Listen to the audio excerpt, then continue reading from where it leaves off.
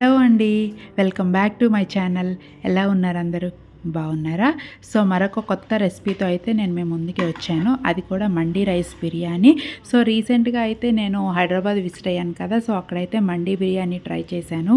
So, అక్కడైతే మాకు biryani rice అయితే నాకు బాగా నచ్చింది. సో, ఎందుకో ట్రై చేయాలనిపించి అయితే ఇంట్లో ట్రై చేశాను. సో, బాగా కుదిరింది. సో, ఎందుకో మీతో షేర్ చేసుకోవాలనిపించి ఈ వ్లాగ్ అయితే షూట్ చేశాను. సో, ఇంకా రెసిపీ స్టార్ట్ చేద్దామా? ఫస్ట్ అయితే ఒక కుక్కర్ పెట్టుకున్నాను. కొంచెం ఆయిల్ తీసుకొని నెయ్యి కూడా తీసుకున్నాను. మీకు కావాలంటే బటర్ కూడా యాడ్ చేసుకోవచ్చు.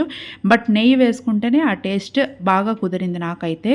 దాల్చిన చెక్క, ఆనస్ పువ్వు అండ్ బిర్యానీ మసాలా ఐటమ్స్ ఉంటాయి కదా! సో, అవన్నీ వేసుకోవాలి. అండ్ ఇక్కడ జీలకర్ర అండ్ సాయి జీరా కూడా వేసుకోండి. క్లిప్ మిస్ అయింది. నెక్స్ట్ ఆనియన్స్, నేను ఒక ఆనియనే తీసుకున్నాను. నెక్స్ట్ కొంచెం మిరపకాయలు బాగా ఫ్రై అయిన తర్వాత కొంచెం కరివేపాకు కూడా వేసిన తర్వాత పచ్చి మసాలా ఆల్రెడీ నేను మీతో ఒకసారి షేర్ చేసుకున్నాను కదా! సో, చికెన్ మసాలా అనేది సో, అదే 1 స్పూన్ అయితే వేసుకోవాలండి. 2 గ్లాసెస్ ఆఫ్ రైస్కి అయితే 1 స్పూన్ అనేది పచ్చి మసాలా వేసుకున్నాను. సో, పచ్చి మసాలా అనేది బాగా రోస్ట్ అవ్వాలండి. నెక్స్ట్ ఆల్రెడీ కడిగి స్ట్రెయిన్ చేసుకున్న రైస్ అయితే నేను 2 గ్లాసెస్ ఆఫ్ రైస్ అయితే వేసుకున్నాను. నానబెట్టక్కర్లేదు, జస్ట్ కడిగి స్ట్రెయిన్ చేసుకుంటే సరిపోతుంది, వాటర్ ఏమీ లేకుండా.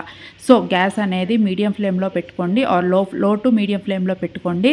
హై ఫ్లేమ్లో పెడితే మాడిపోతుంది. ఇప్పుడైతే ఫ్లేమ్ లో టు మీడియం ఫ్లేమ్లో పెట్టుకొని రైస్ అనేది బాగా రోస్ట్ అవ్వాలి. రైస్ ఎంత బాగా రోస్ట్ అయితే అంత బాగుంటుంది. అండ్ మీకు ఆ స్మెల్ కూడా బాగా తెలుస్తుందండి. అండ్ ఆ రోస్ట్ అయిన స్మెల్ సో, అంతవరకు అయితే బాగా ఏగాలి. మినిమం 10 to 15 మినిట్స్ అయితే పడుతుంది రోస్ట్ అవ్వడానికి. సో, అంతవరకు అయితే వెయిట్ చేయాలి. బట్ కంపల్సరీ మీడియం ఫ్లేమ్లోనే రోస్ట్ చేయండి. హై ఫ్లేమ్లో పెడితే మళ్ళీ టేస్ట్ మాడిపోతుంది. రోస్ట్ అయితే అవుతుంది కానీ టేస్ట్ మాత్రం వేరేలా వస్తుంది. అయితే ఫస్ట్ టైం మండీ బిర్యానీ తింటాం. సో, అందుకే ఆ రెసిపీలా అయితే మాత్రం ట్రై చేశాను. మరి బయట ఎలా ఉంటదనేది నాకు ఐడియా లేదు. ఆల్రెడీ కొంచెం రోస్ట్ అయింది కదా! సో, ఇప్పుడైతే సాల్ట్, కొంచెం జీరా పొడి అండ్ ధనియా పొడి కూడా వేసుకొని బాగా రోస్ట్ చేయండి. అండ్ ఆ మసాలాలన్నీ కూడాను రైస్‌కి బాగా పట్టేటట్టు రోస్ట్ చేయాలి. చిల్లీ పౌడర్, నేను ఆల్రెడీ పచ్చిమిర్చి ఎక్కువ వేసాను కాబట్టి నేను కారం అనేది కొంచెం తగ్గించి వేసుకున్నాను.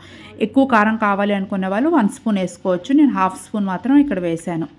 సో, రైస్ అనేది బ్రౌన్ కలర్ వచ్చినంత వరకు అయితే బాగా ఫ్రై చేయాలి. నాకైతే రెసిపీ యాజ్ టీజ్ కుదిరింది. సేమ్ టేస్ట్ అయితే వచ్చింది. నార్మల్‌గా మీకు మండీ ఫీల్ కావాలి అనుకుంటే నార్మల్ లెగ్ పీసెస్ ఉంటాయి కదా! అవి మ్యారినేట్ చేసుకొని ప్యాన్ రోస్ట్ చేసుకుంటే సరిపోతుంది. అలా సర్వ్ చేసుకుంటే ఫ్యామిలీ మొత్తం హ్యాపీగా ఇంట్లో కూర్చొని తినొచ్చు. నేను చెప్తున్నాను కదా! టేస్ట్ అయితే మాత్రం యాజ్ టీజ్ అయితే నాకు కుదిరింది. సో, మీరు కూడా తప్పకుండా ట్రై చేయండి. రెసిపీ మాత్రం మిస్ అవ్వద్దు. సో, రైస్ అయితే బాగా రోస్ట్ అయిపోయింది కదా! సో, ఎంత రోస్ట్ అయితే అంత టేస్ట్ బాగుంటుంది. సో, లాస్ట్‌లో రోస్ట్ అయిన తర్వాత బిర్యానీ మసాలా ఉంటుంది కదా! ఒక స్పూన్ అయితే యాడ్ చేసుకోండి. బిర్యానీ మసాలా వేసిన తర్వాత కూడా 2 మినిట్స్ ఆ మసాలా అంతా రైస్‌కి పట్టేటట్టు ఫ్రై చేసుకోండి. అయితే ఇక్కడ బుల్లెట్ రైస్ యూస్ చేశాను. మీరు కావాలంటే బాస్మతి రైస్ అయినా వాడుకోవచ్చు, నార్మల్ రైస్ అయినా యూస్ చేసుకోవచ్చు. టేస్ట్ మాత్రం బాగుంటుంది. ప్రాసెస్ ఇలా రైస్ రోస్ట్ అవ్వడంలోనే ప్రాసెస్ అంతా ఉంటుంది. సో, రైస్ ఎంత బాగా రోస్ట్ అయితే అంత బాగుంటుంది బిర్యానీ ఫ్లేవర్ అనేది. బాగా రోస్ట్ అయిన తర్వాత నేను 2 గ్లాసెస్ ఆఫ్ రైస్‌కి నేను 5 గ్లాసెస్ ఆఫ్ వాటర్ అయితే యాడ్ చేసుకున్నాను. ఇక్కడ ఈ బుల్లెట్ రైస్‌కి కొంచెం వాటర్ ఎక్స్ట్రా కావాలి కాబట్టి నేను 5 గ్లాసెస్ వాటర్ అయితే తీసుకున్నాను. సో, మీరు క్వాంటిటీ బట్టి మీరు వాటర్ అనేది మీరు యాడ్ చేసుకోండి. వాటర్ అనేది యాడ్ చేశాక లాస్ట్‌లో కసూరి మేతి అండ్ కొత్తిమీర కూడా వేసుకోండి.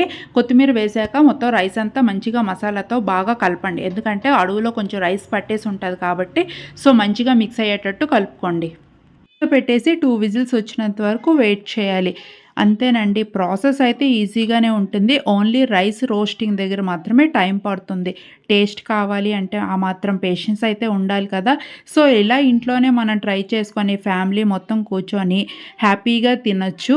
అదే రెస్టారెంట్స్‌లో అయితే వేలకు వేలు ఖర్చు పెట్టాలి. అప్పుడప్పుడు ఒకేషనల్‌గా అంటే ఓకే. బట్ రెగ్యులర్‌గా బయట తినడం కూడా మంచిది కాదు కదా!